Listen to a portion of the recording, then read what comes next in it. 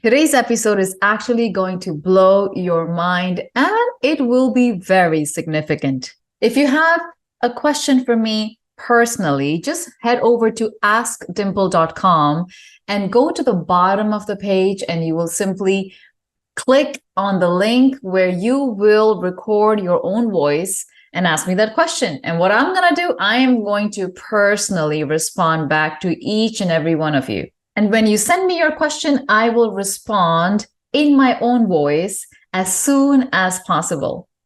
So let's dive into today's episode. Welcome to another episode of Supercharge Your Soul's Transformation podcast. I am your host, Dimple Bindra, and today we have Julia, also known as Delicate Hibiscus by her Instagram following.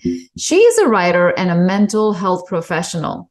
Although her social media content covers various avenues, she mainly addresses themes of self-help and personal development. Today, we will get to know Julia through her personal story of navigating mental illness and discuss several related topics, including childhood trauma, emotion regulation, relationships, confidence, creativity, and so much more. So welcome to the show, Julia. So happy that you are on our show today. Thank you so much, Dimple, for having me.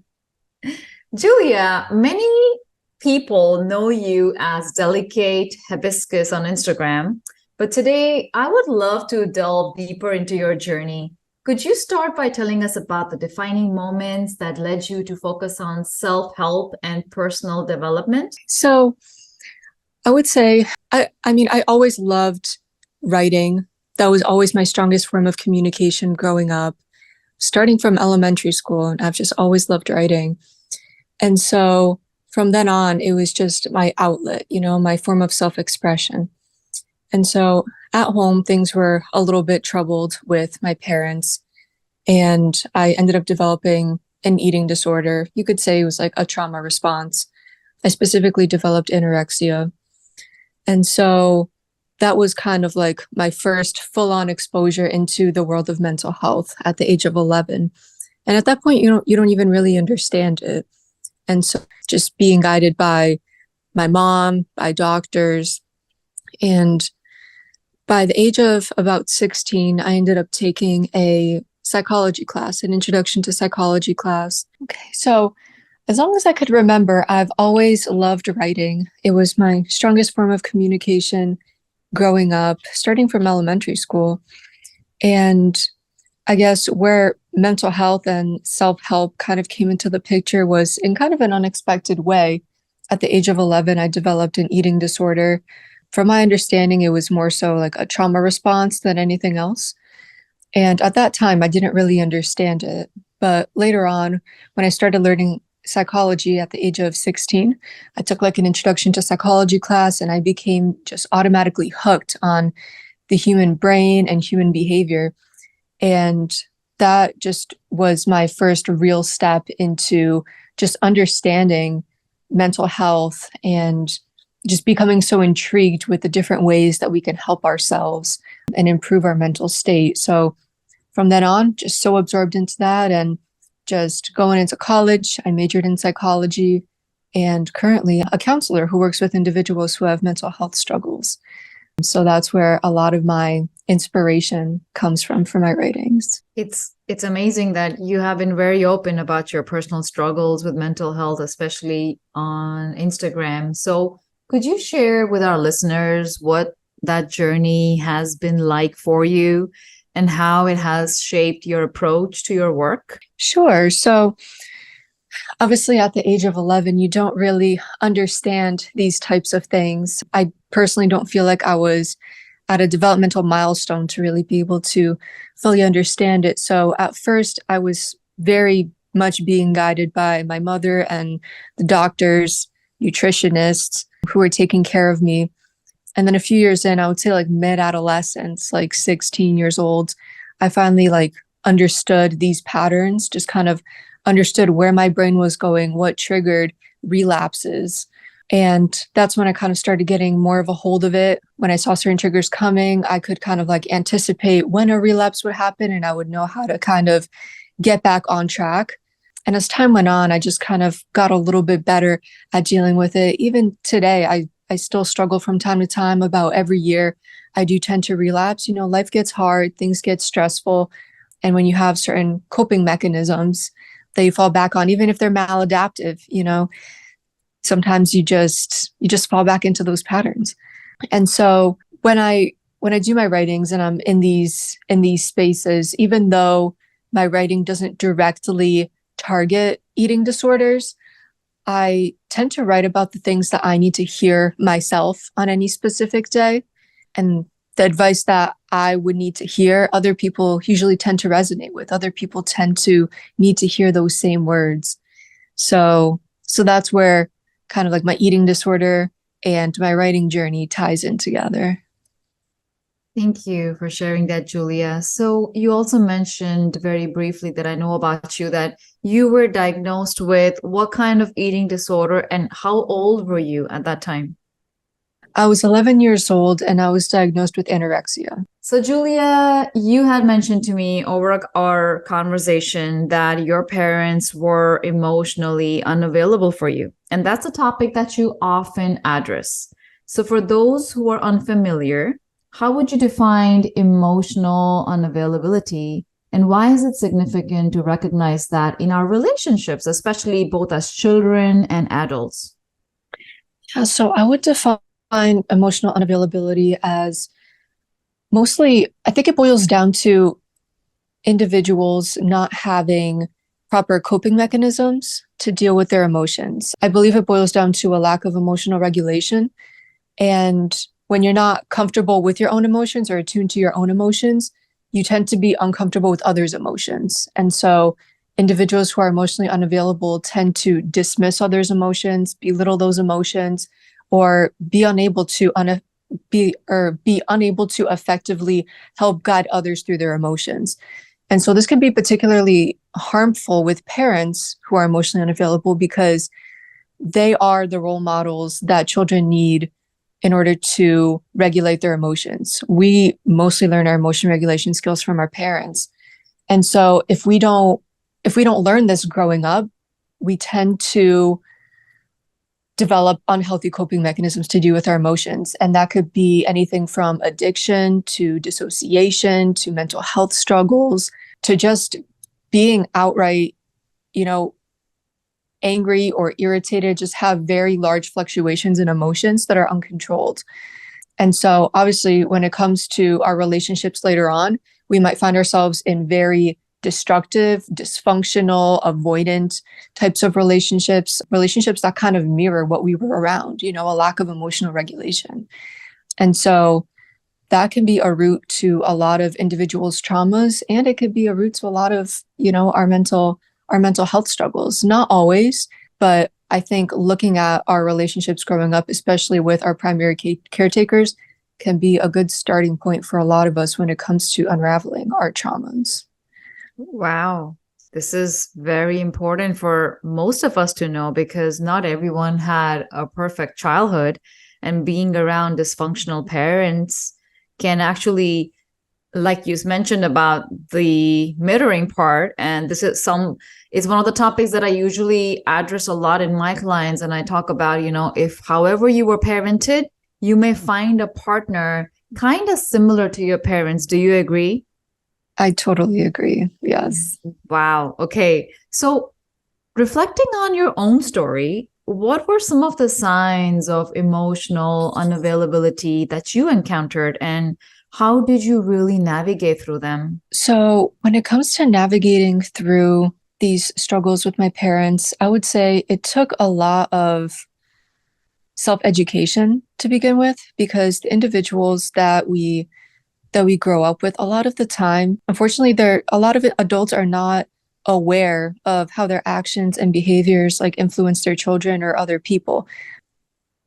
And so I think for me, like I said, it was a lot of self-education, reading others' work. Social media, it can be used in positive ways. And so I started connecting with individuals who've been through similar things, who've had similar relationships with their parents, and just learning about, how that could influence our mindset and the way we are as adults. Going to therapy has also helped a lot. And I think also setting boundaries with our parents or other individuals who have these dysfunctional styles has been very helpful as well. I feel like when you create distance from something that you were so used to growing up, you have this widened perspective. You know, you see things from a different angle. And particularly if you start developing and engaging with healthier relationships, ones that, you know, have emotional regulation and communication and respect as core foundational features of those relationships, you're not only on the path to healing, but it makes you realize just how inappropriate and maladaptive those previous environments were. So I'm curious, Julia. You mentioned you were around dysfunctional parents. You also mentioned you were diagnosed with anorexia, emotional unavailability from your parents. Can you tell us your story? Who is Julia? You know, what's her story? And why was Delicate Hibiscus born? So I know it's two questions, but I would love to know your story. Sure. So I would say leading up to like my eating disorder, I truthfully don't remember much about childhood. I feel like my ultimate recollections, earliest recollections are from like my adolescent years. And truthfully, I don't know if there's much of a story to tell because at that point I was very numbed, like mental health struggles and just like the trauma of growing up, the emotional unavailability from my parents. I was very dulled. All I really did was focus on school and extracurricular activities, just kind of in this cycle of productivity. And that's just how it was for a long time. You know, not much play, not much spending time with friends outside of school. But one particular conversation that I did have with a friend at that time back in high school, this was when I was 17, we were having some deep conversations about topics. And I said something to her, and she told me that I should start a quote page. And so a couple days later, I went in and just started my quote page. Like I said, I always loved writing. It was kind of in the back of my mind to take it a little bit further. I admired some quote pages on Instagram, but having that conversation with my friend kind of gave me permission to start that Instagram page. And from then on, just, you know, continued on, remained consistent with that. But in terms of coming back to kind of my story outside of Delicate Hibiscus, it's just been a lot of exploration, especially these past few years with just graduating from college not too long ago, figuring out what I want to do.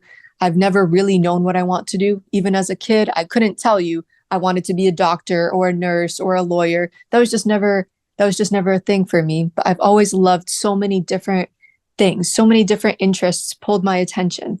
And so now I feel like I'm on the journey of exploring those things, of allowing myself to be multi-passionate, obviously continuing on with Delicate Hibiscus, working on healing from traumas growing up, working on getting better at regulating my eating disorder, becoming more attuned to my emotions. So I feel like this phase of my life is a lot more internal work. But yeah, I wish there was some sort of like exciting story kind of like leading to the come up of Delicate Hibiscus, but truthfully, there wasn't. And I feel like that's the reality for a lot of people, especially people who come from dysfunctional backgrounds, you know, kind of like the trauma tends to consume. And I feel like the healing is where you truly come alive and just start living. Mm-hmm. So, you know, moving on to a very personal aspect of your life, you've spoken about your experience with anorexia. And so could you walk us through that time in your life and what recovery meant for you? Yeah.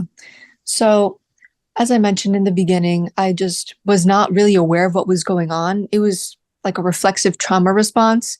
Mm-hmm. And so the first few years, I was just, like I mentioned, being guided by my mom and doctors. But as I did get more of an idea of my triggers and like how my weight fluctuates and as I started to get an idea of how much I should be eating and, figuring out how exercise and rest fits into that piece, it was just a matter of trial and error for me. Truthfully, therapy and meeting with nutritionists every week did not work well for me. So after those after being hospitalized at the age of 11, I would say the first year after that, I spent just surrounded by professionals and being guided in certain ways, but it just never truthfully worked out in a way. I don't necessarily understand how, but it just wasn't helping.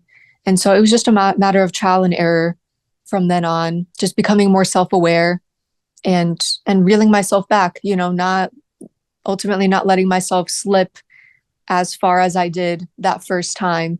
And I'm still figuring it out. I'm still learning, but recovery for me centers around remaining strong.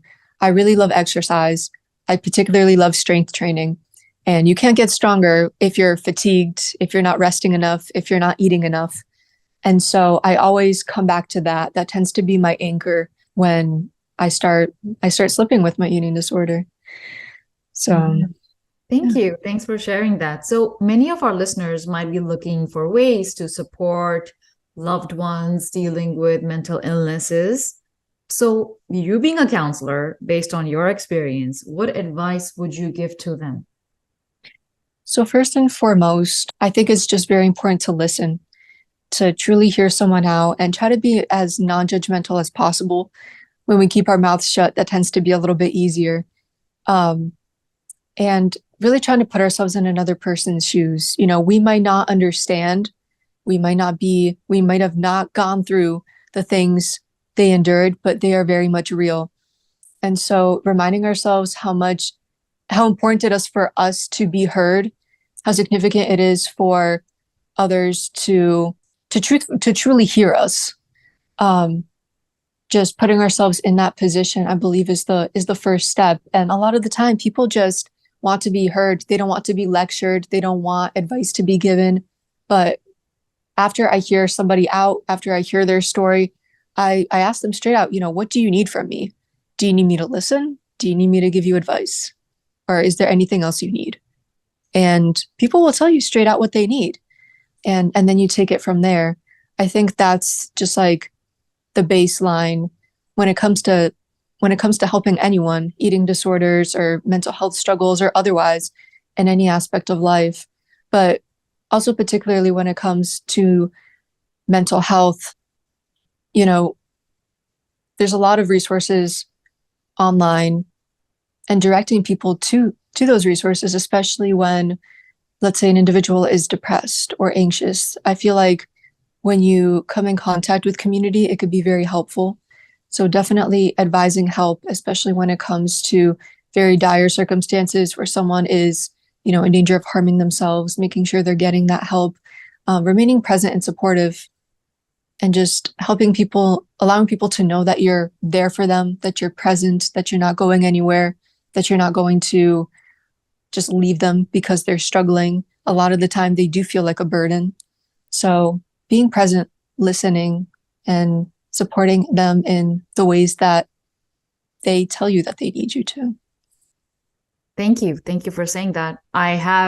My next question is more like a yes and a no question, because a lot of my clients, for example, will struggle with, let's say, anxiety or some sort of depression, and they will consider going the medical route.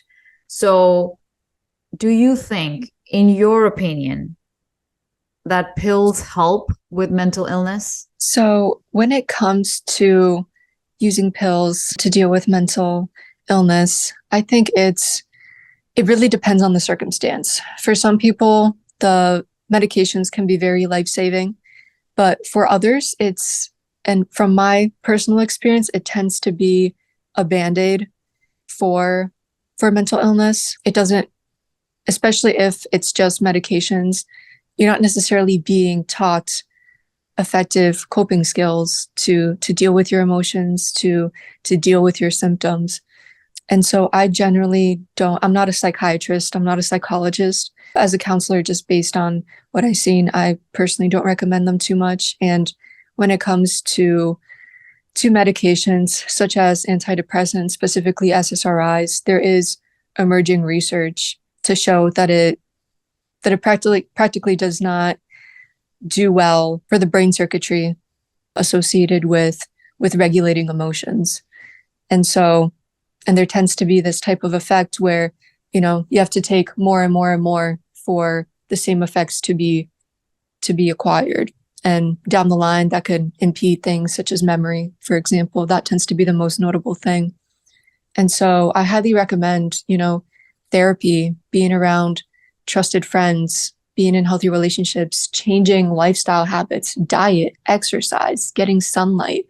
I think that getting to the root of, our foundation, getting to the root of well-being is a very good starting point. And a lot of the time that really helps with mental health symptoms such as depression and anxiety. So I recommend starting there. And, if a situation is just very intense, very dire, and all other avenues are checked off, I would, recommend that someone resort to medication. But I don't think personally that it should be the first line of defense. Thank you. Thank you for sharing your perspective, because I align exactly with your thoughts and what you have been recommending to your patients and clients. I pretty much, follow that route and that same way of thinking. Lastly, your writing process must be quite close to your heart, because I personally love reading what you write on Instagram. Could you describe how an idea typically evolves for you and what a day in your writing life looks like?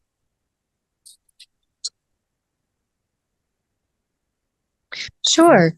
So honestly, this might sound just very unexciting, but as I go through my day, I just catch inspiration from somewhere. It might be an Instagram post. It might be an interaction with one of the individuals I serve. It might just be something that I'm going through and I need to hear myself. I draw inspiration from pretty much anywhere. And then I just go in, write a rough draft in one of the apps that I use to write my quotes. And then it takes me about, I would say, maybe a half hour to an hour to edit it, to make sure that the wording is exactly how I like it. For any artist or writer out there, you probably could relate to me when I say you just reach a point where it feels right. And until you reach that point, there's kind of this tension. So until I feel like it's right, I keep editing it. And then I put it against the background of my choice. I put it on Instagram, schedule it for the next day, and that tends to be it. But I think that, where a lot of people get stuck is in that inspiration phase. And something that really helps me is just getting still, not having many distractions, making sure that that's the only thing I'm focusing on.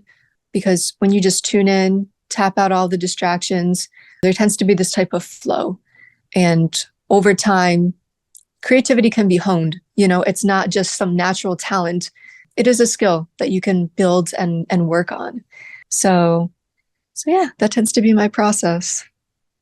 Thank you. Thank you so much, Julia, for sharing your wisdom with us. And guys and gals, this was Julia from Delicate Hibiscus with us on our show. We are going to see you next time. So Julia, it was a pleasure talking to you, and it was a wonderful conversation. And you shared so much of your insights where you started your journey with anorexia, and then you went through challenges in your life. And then all of a sudden now you are a very, I would say, famous writer on Instagram. So thank you, Julia. It was wonderful to have you on our show.